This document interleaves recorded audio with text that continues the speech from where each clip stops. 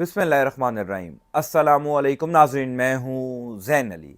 नाज़रीन कराम, आज 15 अक्टूबर है और दिन है बुध का। देखिए, आपको याद होगा सुहेल वड़ाइच का एक जुमला बड़ा मशहूर हुआ था, जिसमें उन्होंने कहा था कि अगर कोई सियासतदान मकबूल है, अगर किसी सियासतदान की बहुत मकबूलियत है और मुक्तदरा में उसकी कबूलियत नहीं है तो वो कोई ओहदा नहीं ले सकता। यानी उनके कहने का मकसद ये था कि अगर कोई शख्स बहुत ज़्यादा अवाम में मकबूल है, उसकी पॉपुलैरिटी बहुत ज़्यादा है और इस्टेब्लिशमेंट उसको कबूल नहीं करती। बेसिकली उन्होंने इमरान खान को मुखातिब करते हुए ये जुमला कहा था कि अगर कोई शख्स बहुत मकबूल है अवाम में और इस्टेब्लिशमेंट में उसकी कबूलियत नहीं है तो वो आगे नहीं आ सकता। सुहेल अफरीदी साहब, इमरान खान के नामजद वजीर आला सुहेल अफरीदी ने सुहेल वड़ाइच का ये जुमला गलत साबित करके दिखा दिया है। तमाम तर रुकावटों के बावजूद पहला ज़बरदस्त फैसला, वो फैसला जो कोई सोच भी नहीं सकता था, आज पाकिस्तान तहरीक इंसाफ के लिए बहुत ज़बरदस्त दिन है, बहुत बड़ी खुशखबरी है। तफसीलात से मैं आपको आगाह कर देता हूँ। दूसरी इंपॉर्टेंट खबर है कि साद रिजवी साहब कहाँ हैं। तहरीक लब्बैक पाकिस्तान के सरबराह साद रिजवी जो पिछले तकरीबन 96 घंटों से मंजर आम से गायब हैं, क्या उनको वाकई गोलियां लगी या पुलिस ठीक कह रही है कि साद रिजवी और उनके भाई अनस रिजवी को ट्रेस कर लिया गया है? मेरे पास इस हवाले से कुछ एक्सक्लूसिव मालूमात हैं, आगे चलकर मैं वो आपको बता देता हूं। लेकिन पहले सुहेल अफरीदी साहब का वो पहला जबरदस्त फैसला जिसने सब कुछ तब्दील कर दिया है, तफसीलात सुन लीजिए। देखिए, सुहेल अफरीदी साहब का रास्ता रोकने की बहुत कोशिश की गई। इस निज़ाम ने पूरा जोर लगाया कि किसी तरीके से इमरान खान के नामजद वजीर आला सुहेल अफरीदी वजीर आला खैबर पख्तूनख्वा ना बन सकें। फैसल करीम कुंडी ने जो बलंडर मारा कि अली अमीन गंडापुर के जो साइन हैं वो मुख्तलिफ हैं, यानी उन्होंने जो दस्तखत किए हैं वो मुख्तलिफ हैं। इस बुनियाद पर उन्होंने रेजिग्नेशन लेटर वापस भिजवाया। पाकिस्तान तहरीक इंसाफ ने ज़बरदस्त हिकमत अमली के तहत पिशावर हाई कोर्ट से रजू किया। पिशावर हाई कोर्ट ने सुहेल अफरीदी के हक में फैसला दे दिया कि सुहेल अफरीदी से गवर्नर खैबर पख्तूनख्वा हल्फ लें। अगर वो हल्फ नहीं लेते तो खैबर पख्तूनख्वा असम्बली के जो स्पीकर हैं बाबर सलीम सवाती साहब, वो उनसे हल्फ लें। तो पाकिस्तान तहरीक इंसाफ को ये बहुत बड़ी कामयाबी मिली। इस कामयाबी में सलमान अकरम राजा का क्रेडिट है, असद कैसर साहब का क्रेडिट है, स्पीकर खैबर पख्तूनख्वा असम्बली बाबर सवाती का क्रेडिट है। ये वो चंद ब्रेन्स हैं जिनकी जबरदस्त हिकमत अमली की वजह से, कानूनी हिकमत अमली की वजह से इस निज़ाम को शिकस्त हुई। सुहेल अफरीदी साहब वजीर आला खैबर पख्तूनख्वा बन गए और बनते साथ ही जो पहला जबरदस्त छिक्का लगाया, पहला जबरदस्त फैसला किया, जो तवक्को पाकिस्तान तहरीक इंसाफ के लोग सुहेल अफरीदी से कर रहे थे, जो उम्मीदें इमरान खान को भी सुहेल अफरीदी से हैं। एक तो आपने सुहेल अफरीदी साहब की उस दिन वाली तकरीर सुन ली होगी जिस दिन सुहेल अफरीदी साहब को खैबर पख्तूनख्वा असम्बली ने नामजद किया वजीर आला के तौर पर। जब वो वजीर आला बने, वजीर आला मुंतखब हुए, उस दिन उन्होंने आते साथ ही 9 मई जो पाकिस्तान तहरीक इंसाफ के ऊपर एक बहुत बड़ी तलवार डाली गई थी, तलवार लटकाई गई थी, सुहेल अफरीदी साहब ने कहा कि हम पिशावर हाई कोर्ट से ये दरख्वास्त करेंगे कि जुडिशल इंक्वायरी करवाई जाए। बतौर हुकूमत हम अदालत में जाएंगे और 9 मई वाले दिन की जुडिशल इंक्वायरी करवाएंगे। वैसे तो ये काम अली अमीन गंडापुर को भी कर लेना चाहिए था, लेकिन अली अमीन गंडापुर साहब ने ये काम नहीं किया। और भी अली अमीन गंडापुर के कई ब्लंडर्स थे, जिन ब्लंडर्स की वजह से ही अवाम का एतमाद हासिल करने में नाकाम हुए अली अमीन गंडापुर, इमरान खान का एतमाद हासिल करने में नाकाम हुए अली अमीन गंडापुर। इस वजह से उनको ओहदे से हटा दिया गया। सुहेल अफरीदी साहब ने आते ही कहा था कि जनाब जुडिशियल इंक्वायरी करवाई जाएगी, और भी जबरदस्त खिताब उन्होंने पहला किया था। अब पिछले चंद घंटों के अंदर सुहेल अफरीदी साहब ने एक और बड़ा जबरदस्त काम किया, क्योंकि सुहेल अफरीदी के हवाले से एक अमूमी तासुर बन चुका है कि ये जो भी फैसला करेंगे इमरान खान की मर्जी से, इमरान खान से कम पूछे बगैर कोई काम नहीं करेंगे, जिस तरह अली अमीन गंडापुर साहब करते थे। अब इतला ये है, खबर ये है कि 24 घंटे पहले जो इमरान खान के साथ अडयाला जेल में पाकिस्तान तहरीक इंसाफ के कुछ लोगों की मुलाकात हुई। याद रखिएगा कि अभी तक सुहेल अफरीदी की इमरान खान से कोई मुलाकात नहीं हुई, यानी ये फैसला आज से तकरीबन एक हफ्ता पहले इमरान खान ने किया था। आज बुध का दिन है, 15 اکتوبر ہے، غالباً 5 یا 6 اکتوبر کو عمران خان نے یہ فیصلہ کیا تھا کہ علی امین گنڈاپور کو عہدے سے ہٹا کر سہیل آفریدی کو وزیر اعلیٰ خیبر پختونخوا بنایا جائے۔ پچھلے 10 دن کے اندر تو عمران خان اور سہیل آفریدی کی کوئی ملاقات نہیں ہوئی جب سے عمران خان نے ان کو نامزد کیا ہے۔ کل ملاقات ہوئی تھی بیرسٹر گوہر خان کی اور بیرسٹر سیف کی، جو خیبر پختونخوا حکومت کے ترجمان بھی ہیں۔ اب وہ رہتے ہیں یا نہیں رہتے یہ دیکھنا باقی ہے، بہرحال ابھی تک وہی ترجمان ہے۔ عمران خان سے جب ان کی ملاقات ہوئی تھی تو تحریک انصاف کے کچھ کریڈیبل لوگ یہ تصدیق کرتے ہیں کہ سہیل آفریدی صاحب نے بیرسٹر گوہر خان کے تھرو عمران خان کو ایک پیغام بھیجا تھا، عمران خان سے ایک اجازت نامہ لیا تھا، یوں کہہ لیجئے کہ سوال پوچھا تھا یا ہدایت طلب کی تھی کہ مجھے آگے چلنا کیسے ہے۔ یہ بڑے کریڈیبل ذرائع جو ہیں وہ اس بات کی تصدیق کر رہے ہیں کہ عمران خان کو سہیل آفریدی کی جانب سے یہ پیغام بھجوایا گیا تھا کہ مجھے بتائیے کہ میں، کیونکہ اب ظاہر ہے اب سے کچھ دیر بعد سہیل آفریدی حلف لے لیں گے، اب سے کچھ دیر بعد باقاعدہ طور پر وہ وزیر اعلیٰ خیبر پختونخوا ہوں گے، تو مجھے چلنا کیسے ہے۔ عمومی طور پر ہوتا یہ ہے کہ جب بھی کوئی شخص کسی بڑے عہدے پر آتا ہے، وہ وزیر اعظم ہو، وہ وزیر اعلیٰ ہو، گورنر ہو اور کوئی بڑا عہدہ ہو، اس کو اپنے تعلقات استوار کرنے کے لیے کچھ وقت درکار ہوتا ہے، یعنی اسٹیبلشمنٹ کے ساتھ کیسے معاملات ہوں گے، اس صوبے کا جو کور کمانڈر ہوگا اس شہر کا، پھر دیگر لوگوں کے ساتھ کیسا ورکنگ ریلیشن شپ بنے گا،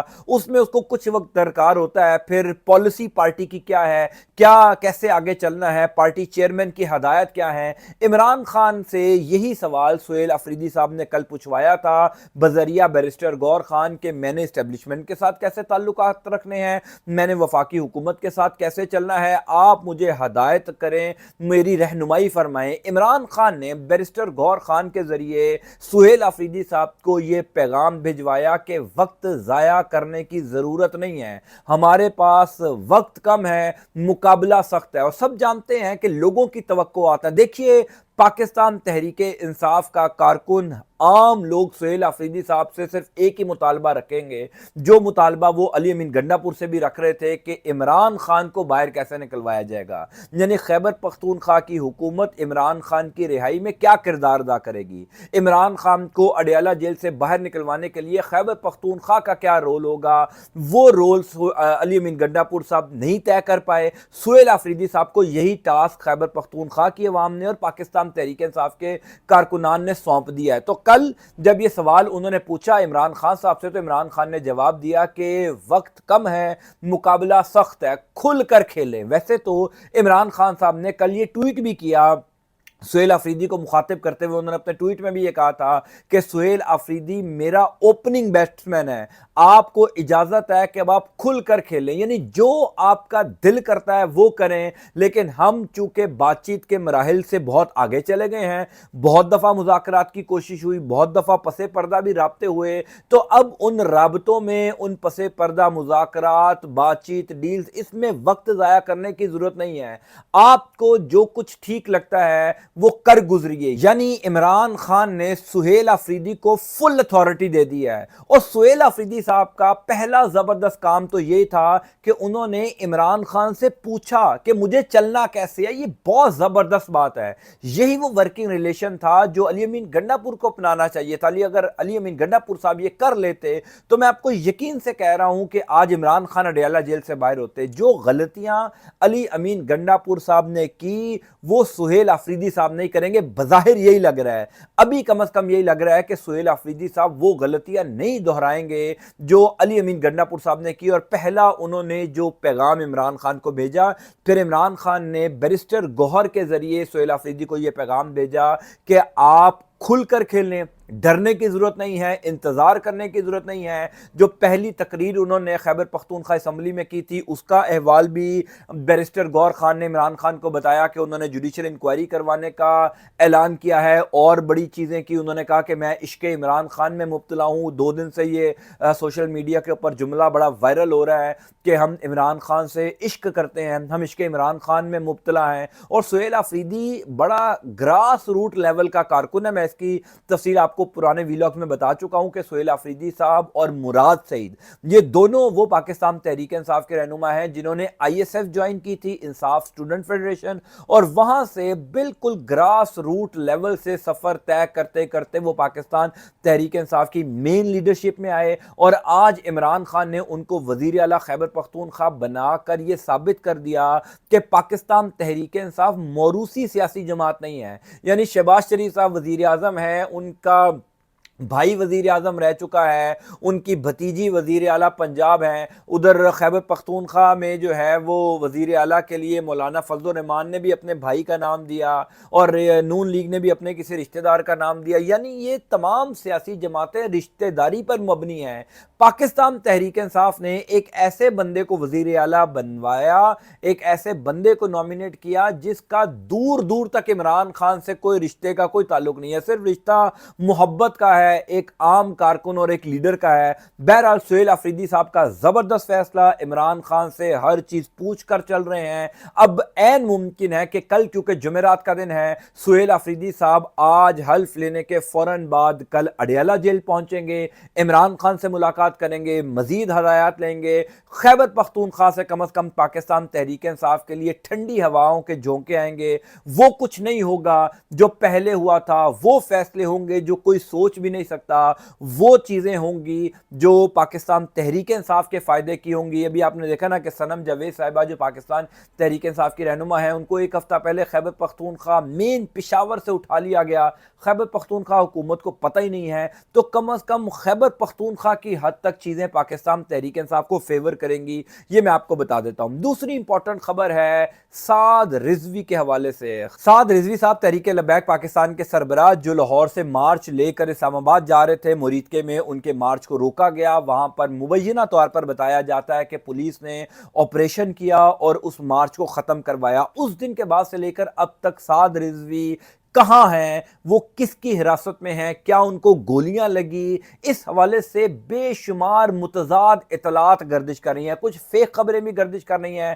پہلی اطلاع یہ آئی تھی کہ جناب ان کو گولیاں لگ گئی ہیں، پھر پولیس نے ایک ویڈیو جاری کی کہ جناب وہ تو کنٹینر سے باقاعدہ طور پر بھاگے ہیں، ان کے بھائی انس رضوی ان کا بھی کوئی پتہ نہیں ہے۔ کل رات کو پولیس نے یہ دعویٰ کیا کہ سعد رضوی کی لوکیشن ٹریس کر لی گئی ہے، ہمیں پتہ چل چکا ہے وہ کہاں پر ہیں، بہتر یہ ہے کہ وہ خود سرنڈر کر دیں اس سے پہلے کہ ہم ان کو گرفتار کریں۔ اسی دوران سعد رضوی کے اوپر کئی مقدمات بھی درج ہو گئے، کیونکہ شیخو پورہ میں جہاں پر یہ آپریشن کیا گیا تھا تحریک لبیک کے کارکنوں کے اوپر، وہاں پر اس آپریشن کے دوران ایک پولیس اہلکار بھی جاں بحق ہوا، اس کا مقدمہ بھی سعد رضوی کے اوپر درج ہوا ہے۔ تو کئی مقدمات سعد رضوی کے اوپر درج ہو چکے ہیں۔ پھر سب سے امپورٹنٹ بات یہ کہ پولیس نے جو سعد رضوی کے گھر پر چھاپا مارا تھا، اس دوران سعد رضوی صاحب کے گھر سے جو چیزیں ملی تھی وہ بڑی تہلکہ خیز ہیں۔ وہ تفصیلات خود پولیس نے کلیم کیا ہے کہ یہ ہمیں جو ہے وہ سعد رضوی کے گھر سے ملا۔